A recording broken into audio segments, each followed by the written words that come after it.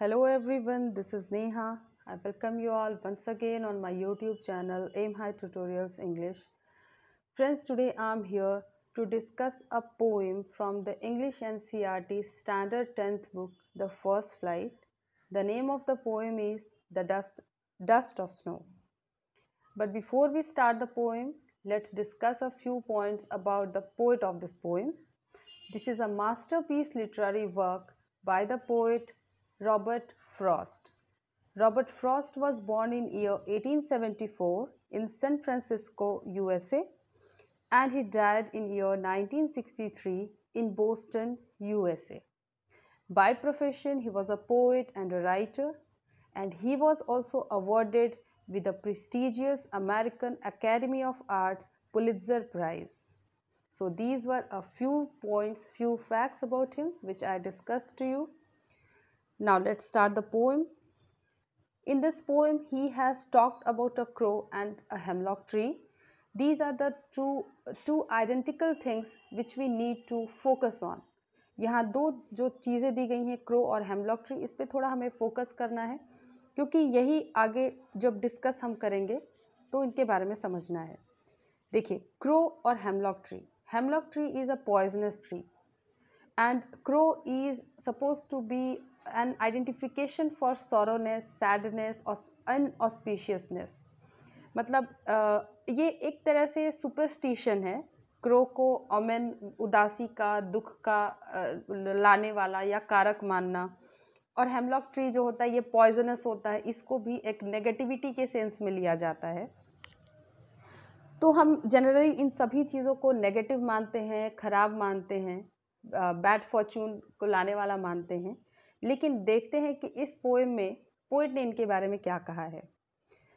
The way a crow Shuk down on me the dust of snow from a hemlock tree. जिस तरह से वो कौवा जो था, मैं जब एक पेड़ के पास खड़ा था, क्योंकि अगर वो पेड़ के पास खड़े नहीं होते तो उनके ऊपर वो बर्फ़ गिरती ही नहीं अगर वहाँ से कौवा जाता तो जिस तरह से वो कौवा आया और हेमलॉक ट्री के पास से वो गुज़रा, वो कैसे गया, उसकी मूवमेंट क्या थी वो तो मैंने नहीं देखा.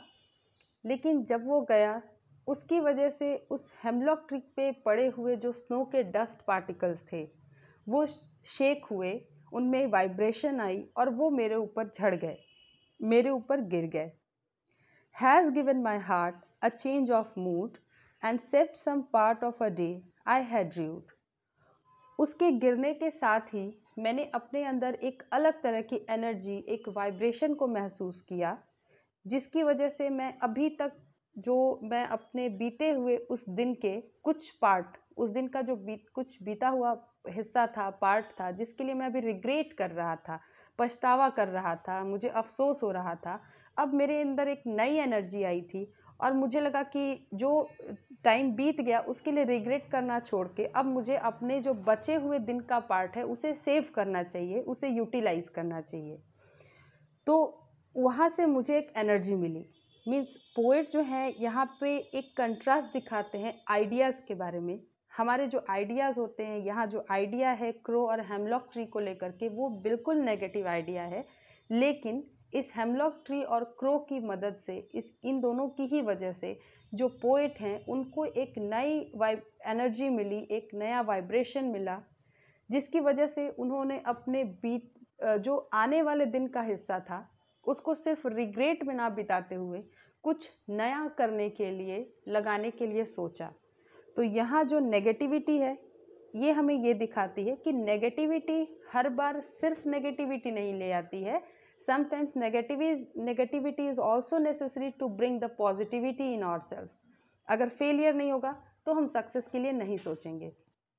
उसी तरह से कुछ चीज़ें होती हैं, जैसे हम जिन चीज़ों के प्रति पहले से अजम्पशन रखते हैं, that is called the prejudice, पूर्वाग्रह. तो हमें प्रेजुडिस नहीं रखना चाहिए. If we put that prejudice in our mind, हम अपने माइंड में जो प्रेजुडिस रखते हैं किसी चीज़ के लिए कि वो गलत होगा, बुरा होगा, so it's not necessary that it is actually true. ये एक्चुअली में ये फैक्ट कितना ट्रू है ये नहीं पता है. तो यहाँ पे इस पोएम में यही बताया गया है कि जो चीज़ें नेगेटिविटी को दिखाती हैं वो हर बार नेगेटिव नहीं होती हैं, उनके साथ भी कुछ पॉजिटिव चीज़ें होती हैं. मुझे उम्मीद है ये एक्सप्लेनेशन जो है ये आपके लिए हेल्पफुल रहेगा, आपको समझ में आया होगा। If there is any confusion you can let me in the comment section.